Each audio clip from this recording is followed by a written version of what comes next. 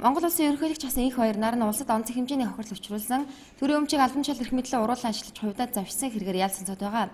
Тухайн үед нэг хоёр мягмар жааж Улаанбаатар Улаамсүрэн нарын учруулсан хохирлын хэмжээ 7 тэрбум 26 саяар яригдж байв.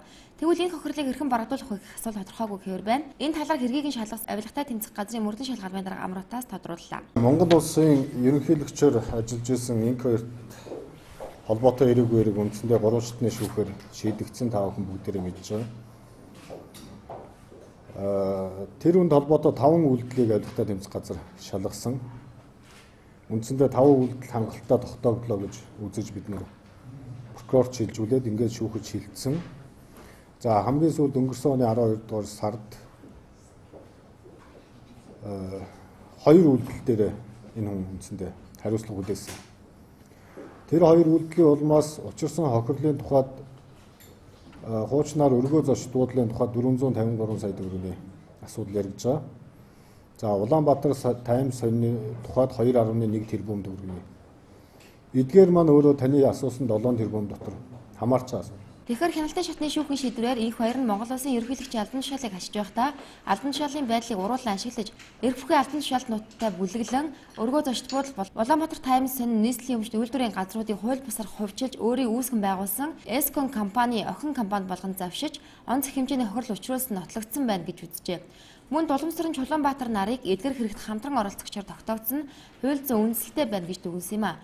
Харин их хоёр нь Япон улсын будын шашны Агансуу шашны байгууллагаас ирүүлсэн телевизийн тоног төхөөрөмжийг завшсан болон Монгол улсын ерөнхийлөгчийн албан тушаалын байдлыг уруулан ашиглаж мягмар жаргалтай хамт Эрдэнэт үйлдвэрт онцгой хэмжээний хохирол учруулсан гэх үйлдэлүүдийг шалгасан хэдий ч хангалттай нотлогдож тогтоогдоогүй байна гэж үзэн хэрэгсэхгүй болгосон.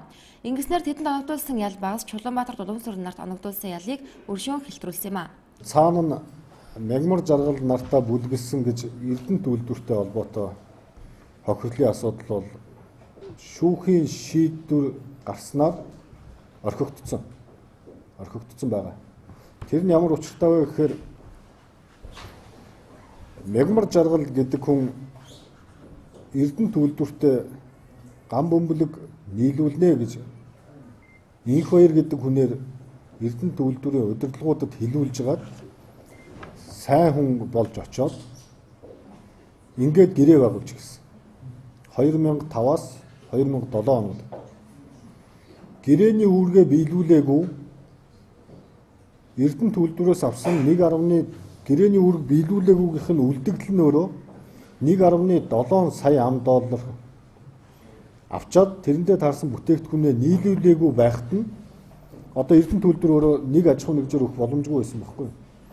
Тэгэхээр Хямлон гэдэг компаниар харьцаж байсан бол дараа нь Creed Global International гэдэг компаниг дахиж Хонконгод очиж байгуулад нөгөө мягмар жаргал гэдэг хүн чинь тэр компанийнхаа нэрээр эргэж ирээд дахиад нэмээд $1.5 сая гэрээ болсон.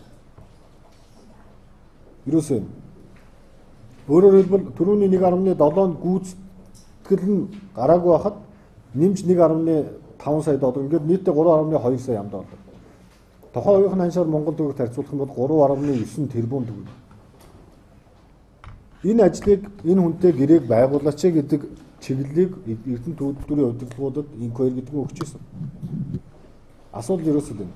Харамсалтай нь энэ хэрэг шүүхтэр очоод хангалттай тогтоогдог байна гэж үзсэн. Тэрийг бол бид нэр яагаад хангалттай тогтоогдоогүй гэж үзсэн юм бэ гэдгийг бид нар бол бас хэлж мэдэхгүй байна. Зүгээр ямар ч үсэн ингээд 3.9 тэрбум төгрөгийн асуудал тэр үйлдэл өөрөө хэрэгсэхгүй болсноор орхигдчихж байгаа. Одоо энэ асуудлын араас Эрдэнэт үйлдвэр өөрөө явах ёстой. Чухам Эрдэнэт үйлдвэр явж байгаа эсхийг бол би хэлж мэдэхгүй байна. Инх хоёр нарын учирсан 7 тэрбумын тал хувь нь дээдчийнхөөс Эрдэнэт үйлдвэр Хянлон компани захирал мягмар жаргал нартай холбогдох хэсгийг хэрэгсэхгүй болгосноор төлөгдөх боломжгүйд хүрсэн байна.